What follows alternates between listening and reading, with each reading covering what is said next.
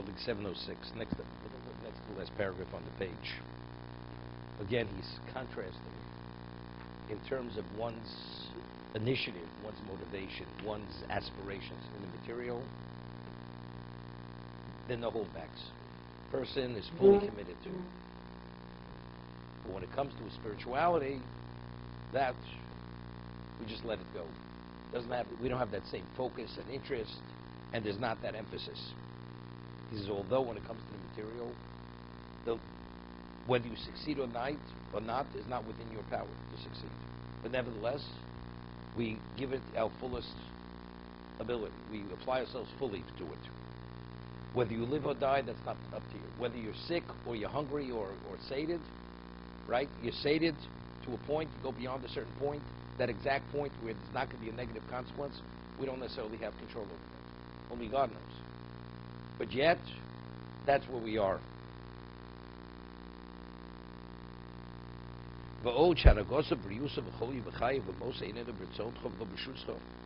He says, regarding your health or your illness, when you live and die, it's not according to your will, and it's not under your control. You know, first all of a sudden perfect health, or all of a sudden something happens, right? And his health starts failing. You have control over it? None. God dictates everything. But God wants, that's the way things evolve and manifest themselves. No question. You can put your hand in the fire, you can burn yourself. They get burnt, you can destroy yourself. But even the best scenario where you're fully responsible, you realize you're not in control. You'd want it to be better, but it's not necessarily better.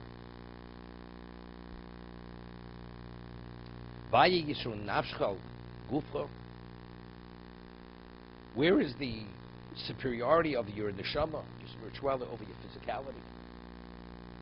Umalas olomo al olomo, and the exalted level of the soul world over the physical world. Valosa biridoso, ruchniso bigashmuso. The spirituality versus the material, bamidosa b'chalifoso, something which is permanent, something which will change. Kiyuma me'efsedo. Upshitusa me'arkavoso, the simplicity of the neshama versus the complexity of the body. Dakos atzmi ovyo. He says, dakos, the refinement of the neshama versus the earthiness of the physicality. B'havanosa b'bamuso, and the understanding. He says, soul's rationality, the body's bestiality. V'kibula me'amidus hatovus b'kula ha'magunos, and the refinement of the characteristics of the neshama versus the detestable behavior of the body. If you remember, said something interesting. The Chovos HaLevavos, I remember he says that the human being has to do his bodily functions. God could have created the human being once a year. You have to empty your system every day, maybe multiple times. Okay, why? Because God doesn't want you to forget who you're not. There's not much of a difference between you and the animal. No. You have to what? You have to defecate on an animal. But of course, if it's delayed too long and you're still healthy and has no negative effect, you're somehow, you're of course you're more than the animal. But why are you more than the animal? Because of your intellect, or because of your spirituality? It's because of your spirituality, not because of your intellect. Otherwise, you're an animal. But to remember that, you have many of the characteristics of the animal. As the animal continuously relieves itself, you relieve yourself. So you do it in a more modest, more concealed way.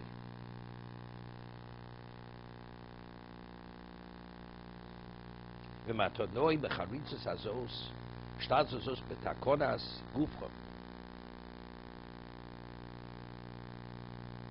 would be justification?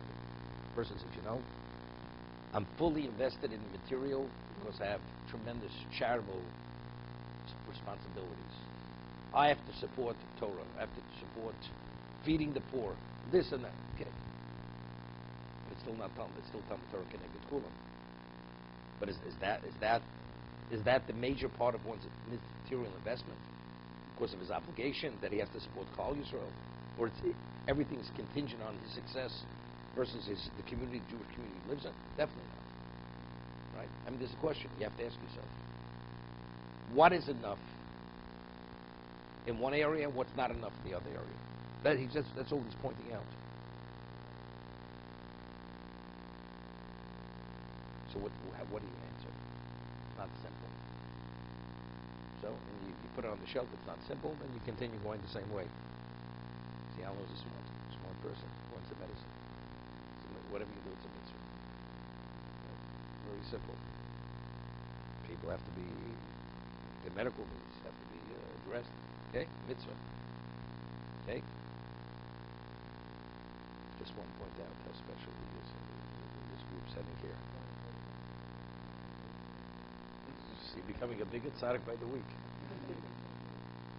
The government has turned you into a tzaddik. You and Ernie. Okay? Did you get that, Ernie? Okay, good. Okay.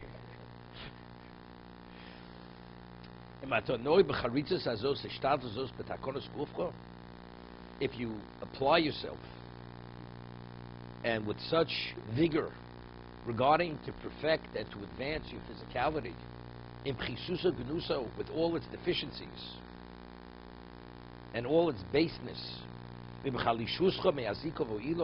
with your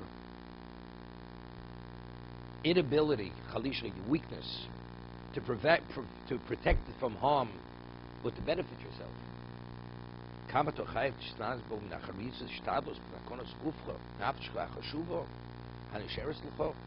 much more so are you obligated to apply yourself with zeal and with effort to perfect your exalted neshama, which remains with you. Which there you commanded. Now, the Rambam in Hilchos Day says, why is a person obligated to maintain his health? Right? To get on the elliptical every day, even if it means leaving Asher. Doesn't matter. But to maintain your health. Right? What is the obligation? Because he says you cannot have a healthy mind unless you have a healthy body. So again, what is the emphasis of the physicality? Only because there's an objective. But if it's just to be healthy, that's not the reason. There has to be that linkage. Whatever we do in life, it has to be linked to our neshama. That's what it has to be. Moshe Nemar, emes kenei bal timkor. Truth you should purchase, you should buy it, don't sell it. Even if you have to pay for your Torah education. Say, well, it's not right. It doesn't make a difference. Whatever it costs, you buy it. It's worthwhile to buy it. When you have it, when you disseminate it, you should disseminate it even free of charge. Al timkor, don't sell it. Kenei chochma, kenei bina, you acquire knowledge, you acquire insight, understanding. Knos chochma mato bicharutz. Acquiring wisdom, how much greater it is than being chorutz. For wisdom and gold, chorutz. V'omar kein dei chochma lenafshecha. You should have chochma. The benefit of chochma is lenafshecha, your soul. V'omar im chochamto. If you're wise, chochamto loch. You're the beneficiary of it. Versus, what's the value?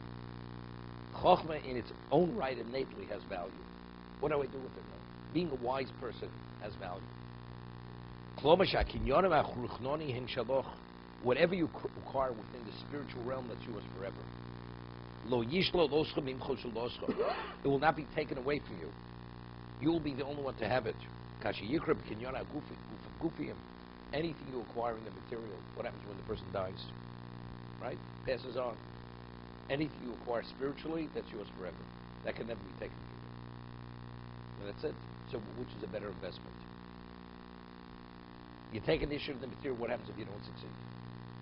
So it's futile. It's nothing. In the spiritual, you make the effort, doesn't make a difference. You're accredited. For the effort itself, you're accredited. Not only the effort, you're credited for the mitzvah. Because being able to succeed in mitzvah, that's only God allows you to succeed. I did my best. You're accredited for the